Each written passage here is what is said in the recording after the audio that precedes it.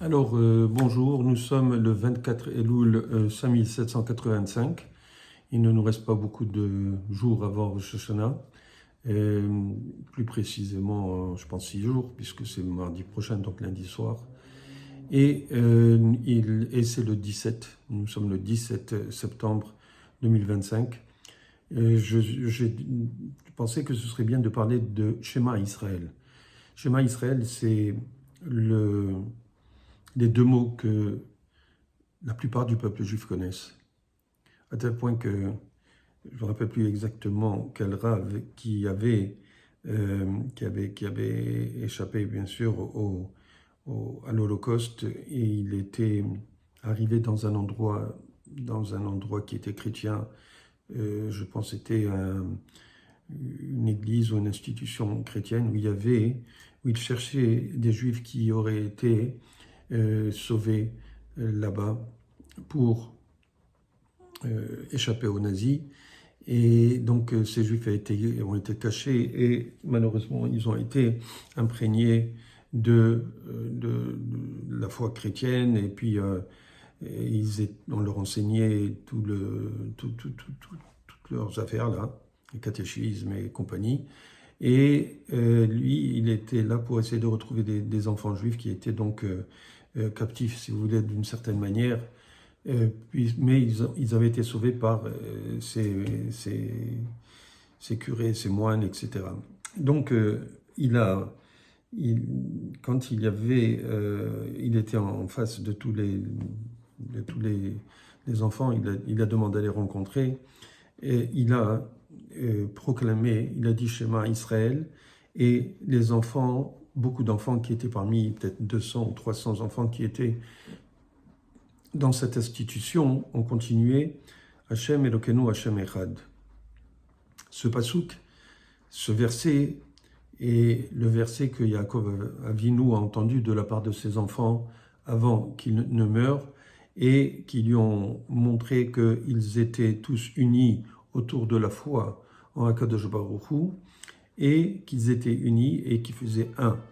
D'accord? Et bien sûr, Yaakov Avinu a pu mourir tranquille en sachant que les 12 tribus d'Israël étaient unies dans leur foi en Akadosh Baruch Hu. Alors, c'est un petit peu l'origine de ce passouk, de ce verset dont je voulais vous parler. Donc, d'un côté, bien sûr, il y a le fait que c'est le passouk qui rallie tous les juifs ensemble, toutes les tribus, et d'un autre côté aussi, on le voit que c'est quelque chose qui est dans l'inconscient et le subconscient même de tous les juifs, y compris des enfants à qui on récite et qu'on fait réciter le soir avant de dormir, Shema Israël, Hashem Elokeinu Hashem Echad. Et pourquoi on le dit? Pourquoi on doit dire le schéma avant de dormir? Vous savez que la mort, en fait, le sommeil, c'est un 60e de la mort, d'accord? Et le rêve, c'est un 60e de la prophétie. Il y a beaucoup de rapports comme cela. Et donc, le fait qu'on dorme, c'est que notre âme va aller dans les mondes supérieurs, elle va se détacher du corps, il va y avoir une partie de l'âme qui reste ici, bien sûr, attachée au corps, mais l'âme va à une vitesse fulgurante.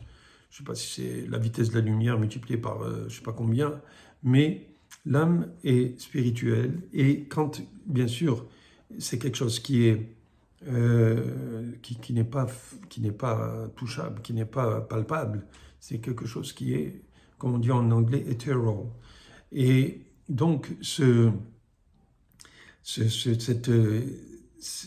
âme va rejoindre les sphères supérieures, et le corps va laisser faire. C'était juste pour une petite blague au passage. Donc, le corps va la laisser faire ou la laisse faire, et elle monte, bien sûr, dans les mondes supérieurs. C'est pour cela qu'il y a beaucoup de gens qui, quand ils se réveillent, ils ont des rêves souvent qui sont prémonitoires et qui vont leur donner des indications sur ce qui va se passer. Et pas seulement chez les juifs, même chez les non-juifs, il y a des rêves prémonitoires. parce que tout le monde, si vous voulez, monte, toutes les âmes montent au ciel. Et donc, euh, le, cette mort qu'on redoute, parce qu'il y a des gens qui meurent et qui, dans leur sommeil, et qui ne se réveillent pas le matin, bien entendu, puisqu'ils sont morts. Et donc, on a vu ça cette semaine dans notre communauté. Un monsieur, je ne sais pas quel âge il avait, on m'a dit hier qu'il est mort pendant son sommeil. Il était un papa d'une jeune fille, donc probablement qu'il n'était pas très vieux, probablement qu'il était en 50-60 ans, et il est mort dans son sommeil. Donc on voit que ce sont des choses qui peuvent arriver. Et la Kriyat Shema, le fait de dire le schéma avant de dormir, c'est pour revenir à Kadosh Baruch Hu au cas où on ne se réveillerait pas. Parce que dans la Gemara, on dit que dans le Talmud, on dit que quelqu'un qui avant, s'il a fait toutes les avérotes possibles, tous les péchés et tout, il a vécu une vie de dépravation, eh bien, avant, même s'il fait teshuva, il a un repentir réel avant de mourir, eh ben, on lui accepte, on lui efface ses avérotes, on lui efface ses péchés. Alors imaginez mais bien sûr, bien entendu, ça doit être sincère. Donc imaginez la valeur de ce pasouk, de ce verset, qui en fait est un verset qui est extrêmement puissant parce que c'est la proclamation de notre foi en Akadosh Baruch Hu. Qu'est-ce que ça veut dire, Shema Israël, Hashem Elokeinu Hashem Echad?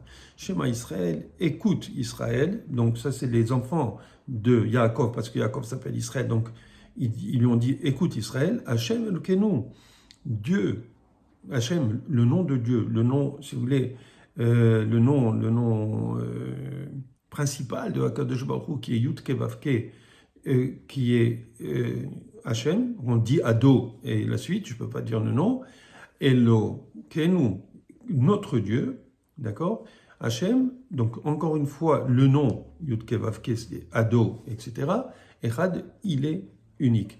Et juste pour mieux expliquer cela, quand on dit le schéma, on doit avoir une kavana, une intention, c'est-à-dire qu'on doit dire écoute Israël, et on dit Shema Israël, et quand on dit ça, on doit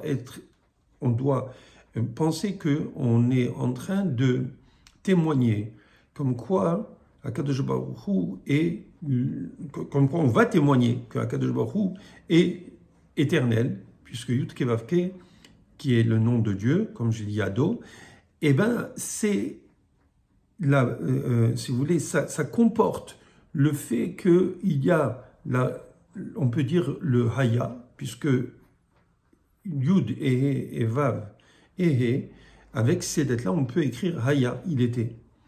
Hove, He, Vav et He, qui est présent, et Yihye, Yud Ke, et donc c'est trois, il était, Haya, Hove, il est, et Yihye, il sera, donc ce qui veut dire qu'il est éternel, donc il est infiniment éternel, d'accord? J'ajoute infiniment parce que pour vous donner cette notion d'infinité de Akadosh Baruch Hu, cette notion d'infini, eh bien, quand on dit Shema Israël, on doit être prêt à...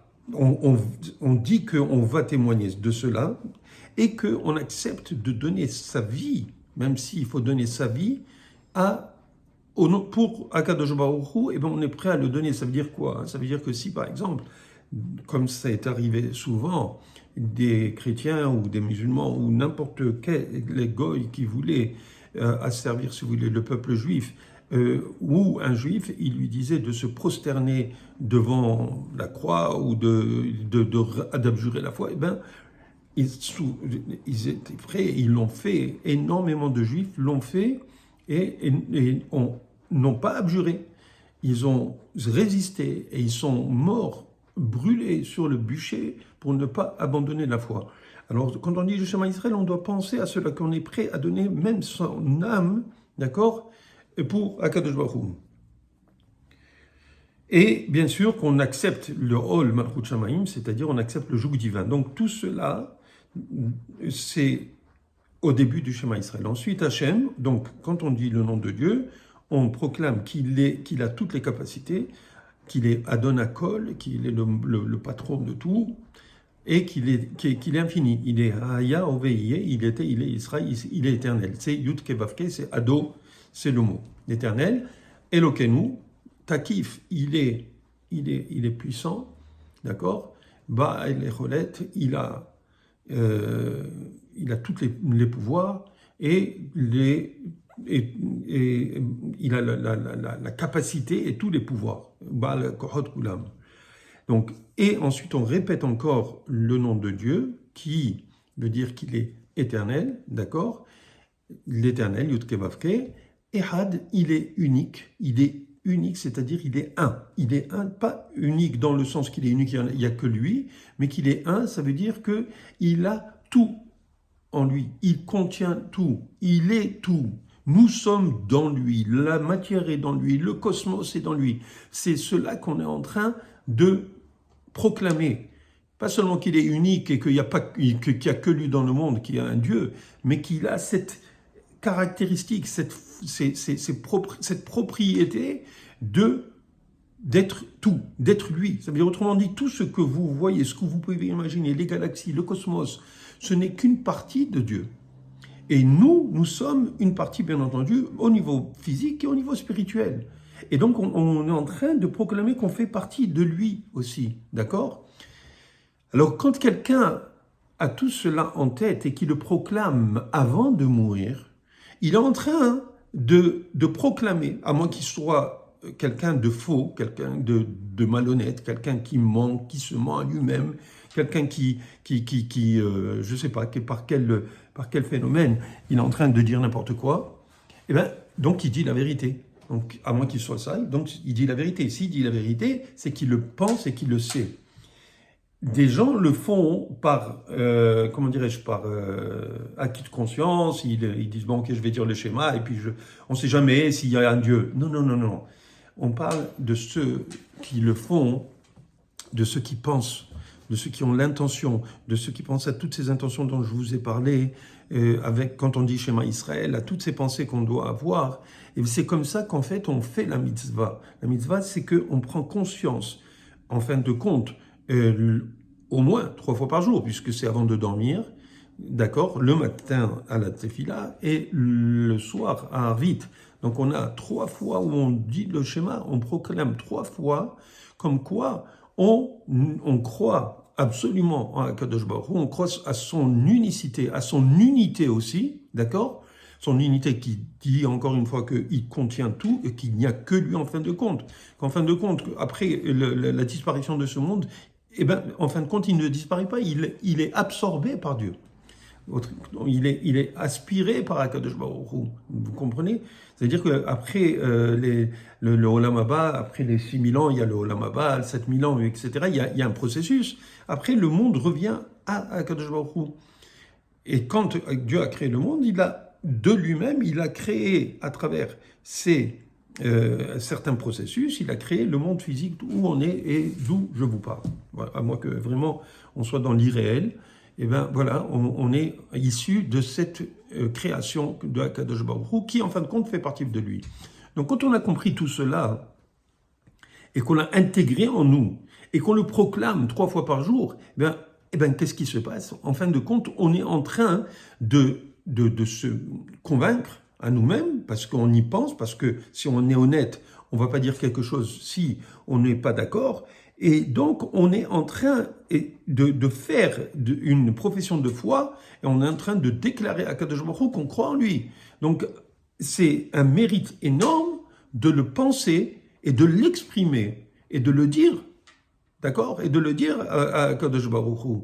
Et non seulement ça, c'est qu'on est prêt, on dit qu'on est prêt pour cette croyance en lui, à donner même notre vie s'il le faut. D'ailleurs, quand on continue le schéma, on dit Ve'avta et Hashem Ve'avta Elokecha bechol levavecha v'chol nafshecha v'chol modecha.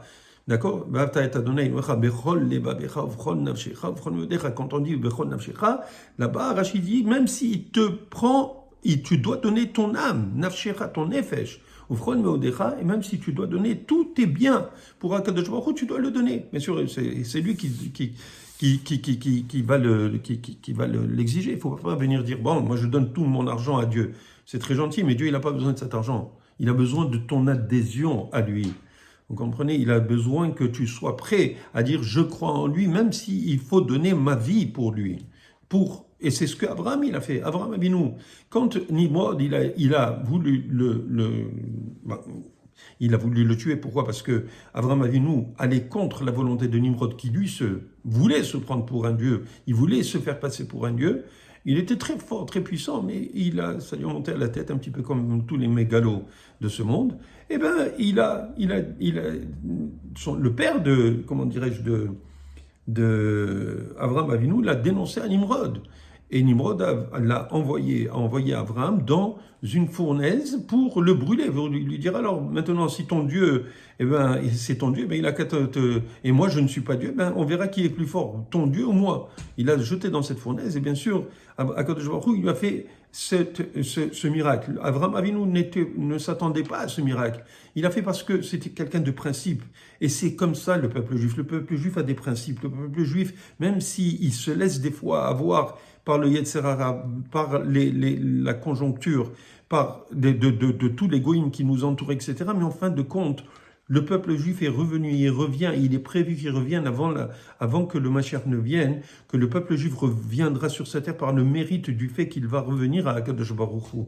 Et c'est ce qu'on est en train de voir, et ce qu'on est en train de vivre, et ce qu'on vit chaque jour. On voit énormément de Teshuvah qui s'exprime en Eretz Israël et dans le peuple juif. On voit qu'il y a un mouvement de Teshuvah, ça fait 40 ans à peu près, 40-50 ans, on voit qu'il y a un retour énorme, d'accord?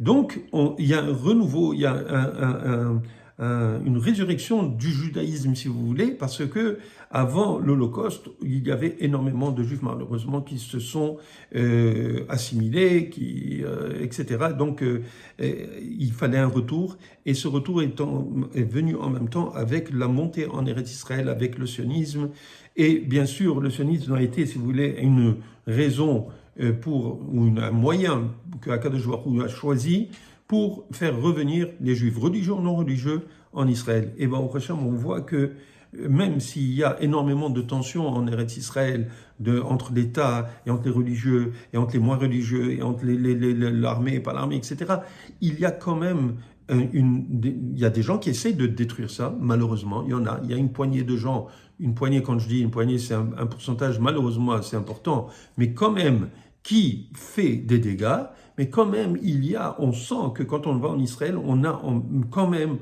est dans un pays juif avec des lois qui sont plus ou moins basées sur la Torah et avec une constitution, on n'a pas de constitution, mais je veux dire la constitution réelle dans le sens que, pas au niveau de la loi, mais au niveau des éléments de la société qui adhèrent d'une façon ou d'une autre au judaïsme.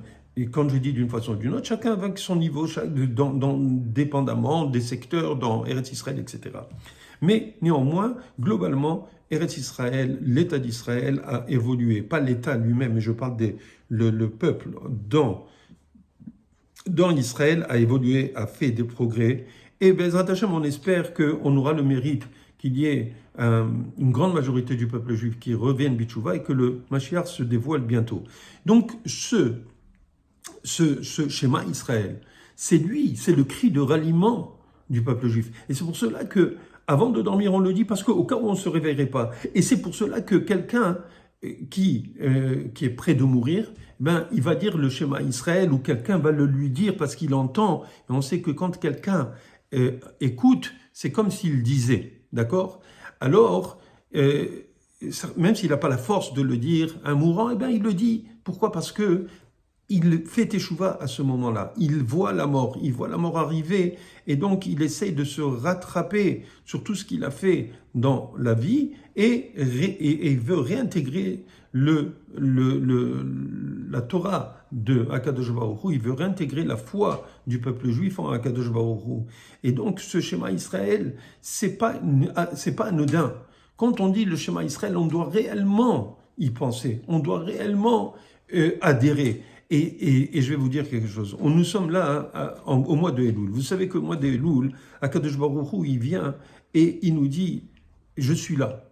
Si vous voulez revenir, je vais vous aider. Autrement dit, si j'avais écouté pas moi directement, il me semble que j'ai écouté, mais peut-être directement du Rav Sitruk Alav Shalom Zatzal, ou que quelqu'un me l'avait dit, je ne me rappelle pas très bien, mais il disait que quand un homme, il a des aspirations, si vous voulez, matérielles, ce n'est pas sûr qu'il pourra les atteindre, qu'il pourra atteindre ses aspirations, mais quand c'est au niveau spirituel et qu'il prie, autrement dit, quelqu'un qui prie pour avoir de la richesse, c'est pas sûr qu'il va l'avoir, mais si quelqu'un prie pour avoir de la spiritualité, pour grandir en spiritualité, alors Akadosh Baruch Hu va lui donner. Eh bien, au mois de Elul, tout ce mois, il nous reste encore 6 jours, on a la possibilité de demander à Akadosh Baruch Hu de nous rapprocher à nous de lui, de faire en sorte qu'il nous ouvre notre cœur pour qu'on ressente réellement la proximité avec lui.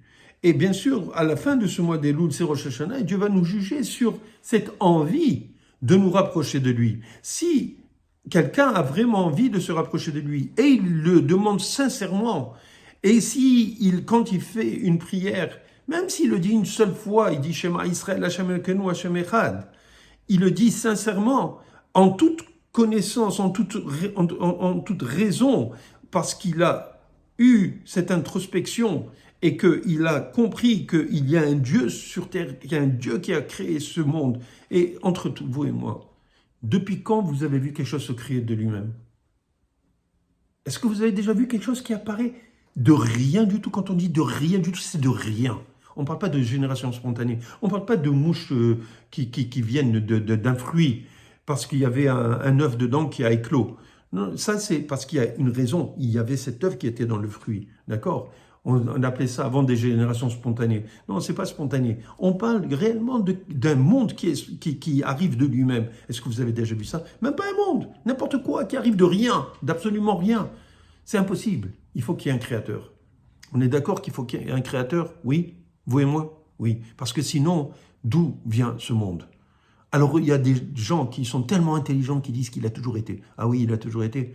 Vous avez déjà vu quelque chose qui est là depuis une infinité de siècles et de millénaires, d'accord? Et qui soit venu au départ de lui-même? Eh bien, à la vérité, entre vous et moi, encore une fois, c'est vrai que Akadosh Baruch Hu, lui, il est infini. Et cet infini, on ne peut pas s'imaginer qu'est-ce que c'est. Parce que c'est Akadosh Baruch Hu, et c'est lui le créateur de tout ce que vous voyez. Et c'est très, très, très, très, très puissant. C'est très puissant. Pourquoi? Parce que une entité qui est infinie, et qui est la cause de tout, et qui est... il y en a qui disent qu'il est le premier, il sera le dernier. Non, il n'est pas le premier. Pour moi, en tout cas, personnellement, j'estime qu'il a toujours été là, et qu'il est, et qu'il sera. C'est le nom de Dieu, d'accord? Comme je vous expliquais, Yudke Vavke, il était, il est, il sera. D'accord? Et bien, cette entité qu'on appelle Dieu, sachez que, à part le fait qu'on sait naturellement dans notre esprit qu'il est obligatoire qu'il y ait quelqu'un qui crée quelque chose ou qui est un créateur, ben ce créateur s'est adressé à nous, à tout le peuple juif. Et avant nous, à Avraham Avinu, à Noach, à Adam Arishon, à Caïn, à Yitzhak, à Yaakov, d'accord? À Bilham, même un goy, il s'est adressé, vous comprenez? À Kadosh Baruch Hu, il s'est adressé à Paro, il a dit ne touche pas, à Avimelech, excusez-moi, quand il a voulu prendre Sarah. Donc on voit que quoi? Que même des goyim ont eu, si vous voulez, cette expérience que Dieu leur a parlé. Mais nous savons parce que nous sommes tout le peuple, nous étions minimum 3 millions de juifs qui avons eu cette révélation au Har Sinaï. Et nous étions donc des prophètes, parce que qu'est-ce que c'est un prophète? Un prophète, c'est celui qui justement a le dévoilement de Dieu, qui est le créateur de tout, et qui est, et qui sera, qui est l'éternel. Vous comprenez? C'est ça ce qui fait que nous sommes là actuellement aujourd'hui. C'est pour cela, c'est parce qu'Abraham, il était prêt à se donner, parce qu'il avait compris de lui-même qu'il y avait un Dieu, que Dieu s'est dévoilé à lui, et qu'il lui a donné les 10 épreuves, dont le sacrifice de Yitzhak, son propre fils, dont le fait qu'il lui a dit qu'il allait avoir un enfant à 100 ans et qu'il devait faire la Brit Mila et qui a fait la Brit Mila. Il lui a donné des épreuves. Et Abraham avait cette discussion avec Akadosh Baruch Hu. Dieu était présent, il lui donnait, il lui parlait. Vous comprenez? C'est pour cela qu'Abraham Avinu nous a transmis. Nous avons dans nos gènes le fait que beaucoup de Juifs sont morts sur le bûcher parce qu'ils ne voulaient pas abjurer la foi juive, parce qu'ils étaient sûrs qu'il y avait un Dieu. Parce que ça s'est transmis depuis Abraham Avinu jusqu'à maintenant. Nous avons des Juifs qui sont prêts et nous espérons ne pas avoir à mourir comme cela.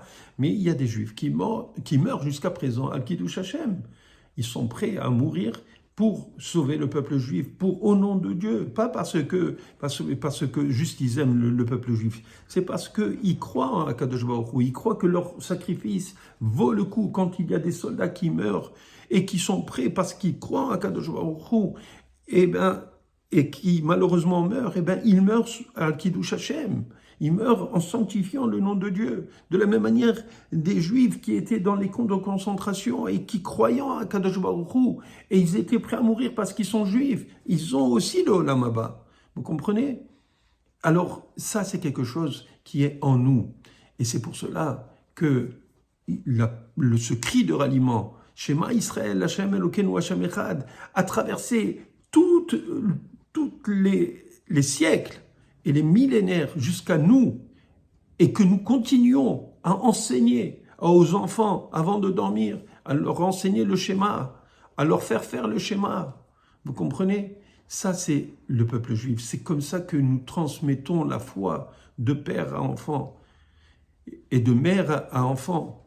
Et c'est pour cela qu'on doit constamment combattre pour continuer cette mission que Abraham Avinu a pris sur lui. Et puis, maintenant, comme je vous disais, nous sommes en Elul. Akadosh Baruch Hu, il est prêt à nous écouter. Il faut lui parler. Parlez à Dieu, remerciez Dieu. Remerciez Akadosh Baruch Hu de ce qu'il vous donne. Remerciez Akadosh Baruch Hu de tout le bien qu'il nous fait. Ça, c'est un cadeau. Juste de pouvoir le remercier, parce que lui, il écoute. Quand on le remercie du fait qu'on respire, qu'on marche, qu'on va aux toilettes, qu'on mange, qu'on a des plaisirs, qu'on écoute, qu'on voit des beaux paysages. Il y a des gens qui n'ont pas tout ça, ils sont sourds, ils sont muets, ils ne peuvent pas goûter, ils n'ont pas le goût, ils mangent et ils n'ont pas de goût. Il y en a qui ne peuvent pas sentir. Moi, j'en connais des gens comme ça.